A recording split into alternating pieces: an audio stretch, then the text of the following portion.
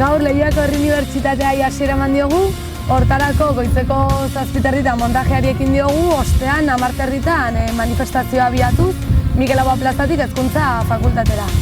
Hemen ongi etorria eman diogu jende guztiai eta orain akademian inguruan dabiltza eztabaidatzen taldetxo txikitan.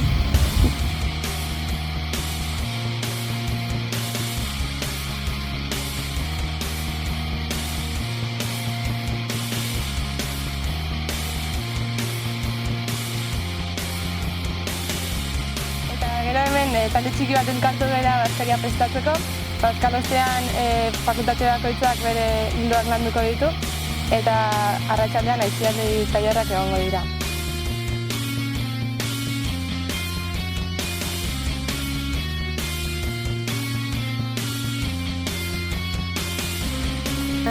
Egin dugun tailerra, hezkuntza sistema sortu gaur egun arte izan duen bilakaerari buruz izan da.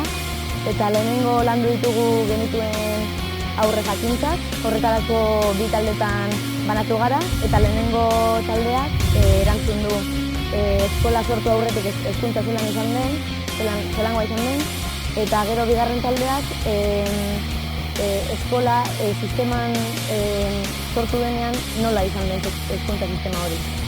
Orokorrean bukatu dugu hitz egiten eskolai alternatiba bat bilatu behar zaiola, o zeo zein behar deula, hainbeste kritikak eta hitzeiteak igual sortu iteula eta ja akzioan hasi behar deula, eta hortan bukatu dugu azkenean.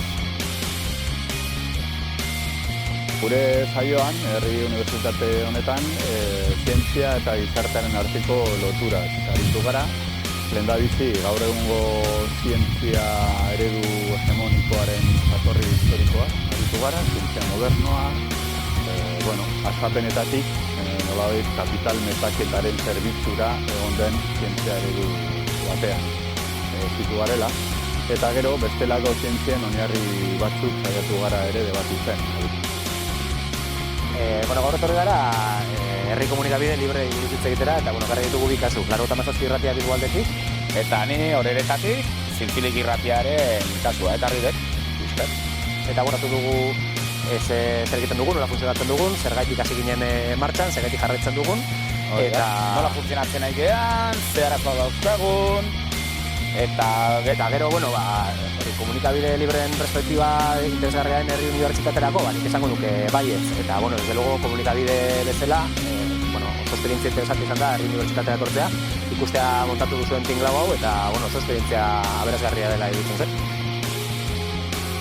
Gu kartzeliari buruzko tailer baten egon gara, kartzeliari eta beren alternatibari buruzkoa, gehien bat helburua pizkat betikotzat edo onartutzat emoten duen instituzio horren buruzko hausnarketa bat emotia zen. Horretarako zuzenbideko ikasleak eta beste jakintza arlo batzutakoak batu gara eta danon artean ondorioztatu dugu kartzelia bera zaharkitua duen instituzio bat dela eta benetako alternatibak sortzen hasi behar garila arlo ezberdinetatik etorkizunean kartzelagako herri bat eraikitzeko. Las tres grandes corrientes del pensamiento llamado social que existe desde comienzos del siglo XIX, finales del siglo XVIII, el socialismo utópico, la sociología y el marxismo. Hemos tenido que explicar con rapidez, telegráficamente, cómo el socialismo utópico fue desapareciendo paulatinamente para mediados del siglo XIX